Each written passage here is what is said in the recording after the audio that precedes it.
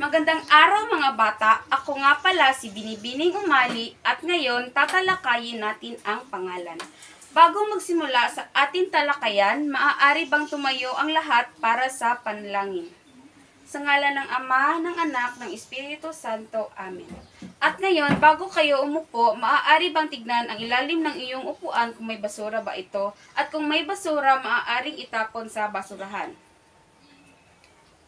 At ngayon, tatalakayin natin ang pangalan. Unahin muna natin ang layunin.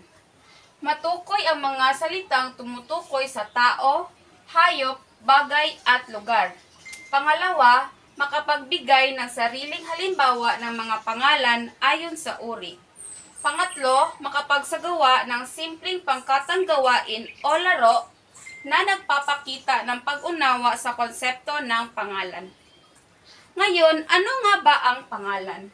Ang pangalan ay isang bahagi ng pananalita na tumutukoy sa pangalan ng tao, bagay, hayop at lugar. Ito ay maaaring gamitin sa pangungusap upang tukuyin ang pangalan ng anumang nakikita, nararamdaman, naiisip natin. So, ikaw, maaari ka bang magbigay ng halimbawa ng isang pangalan?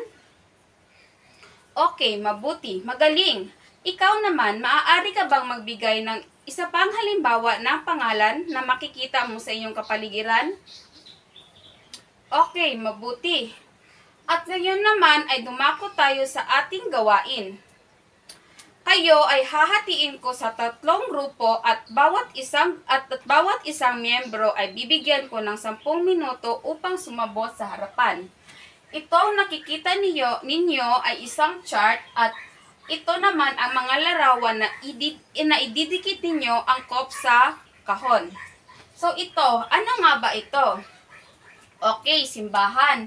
Ito naman, ano ito? Ito ay paaralan.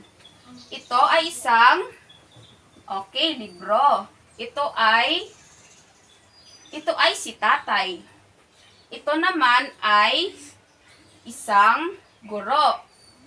Ito naman ay tahanan. Ano nga ba ito? Ito ay isang lapis. Ito ay isang lamesa. Ito naman ay, ibon. Ito naman ay si Ana. Ito ay isang pusa. Okay, magaling. At panghuli naman, ito ay aso. Ngayon, bawat isa sa inyong grupo ay pupunta sa harapan at ididikit ang mga litrato ayon sa pangalan na nasa kahon. Ano nga ulit ito? Simbahan. So, ang simbahan ay saan dapat ilagay? Okay, ang simbahan ay isang lugar.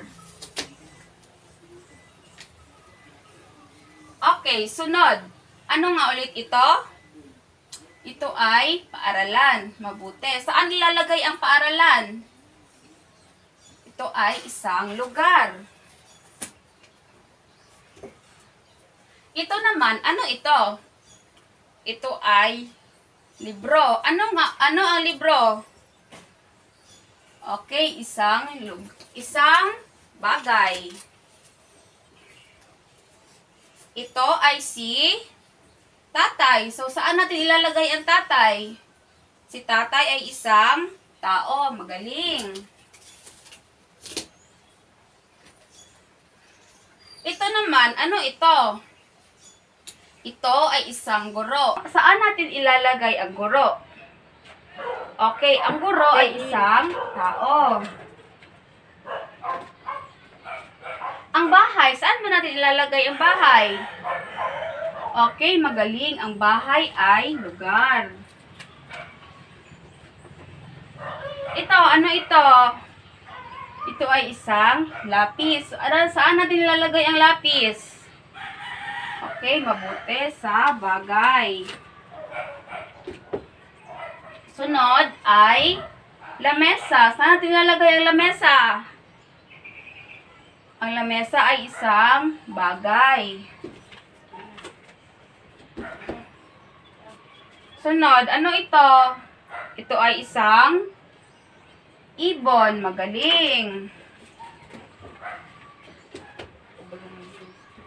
Ito, ano ito? Ito ay si Ana. Saan natin lalagay si Ana?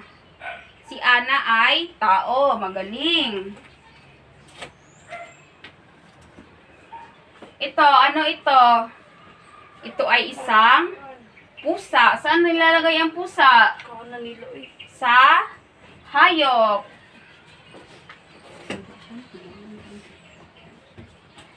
Ito, panghuli. Saan nilalagay ang aso? Ang aso ay isang hayop. Magaling. So, ngayon, ano ang iyong natutunan sa ating talakayan?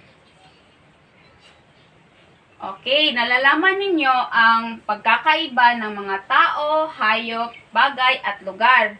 So, sa inyong kapaligiran, ano ba ang makikita ninyo na maaari ninyong iangkop sa pangalan na magiging halimbawa ng tao, hayop, bagay, at lugar? Okay, si nanay. Si nanay ay isang tao. Ang papel, ano ang papel? Ang papel ay bagay. So, maaari ba kayong magbigay ng iba pang halimbawa? Ang zoo, ano ang zoo? Saan naaangkop ang zoo? Okay, ang zoo ay naaangkop sa lugar. At panghuli, maaari ba kayong magbigay ng halimbawa ng hayop?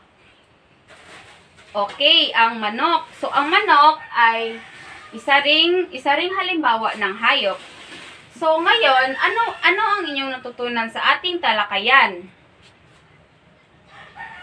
Okay, so, ngayon, bibigyan ko naman kayo ng asignatura at isulat nyo ito sa inyong kwaderno at isasubmit nyo ito sa akin bukas pagbalik natin. So, ang ating gagawin ay susulat kayo drawing kayo ng isang halimbawa ng tao, hayop, bagay at lugar at ibibigay nyo sa akin ito bukas sa ating talakayan. So, naintindihan ba ng lahat? Okay, magaling. So, ngayon, dito na natatapos ang ating talakayan at bukas naman ay iba naman ang ating gagawin. Okay, paalam mga bata! Siyempre lang siya.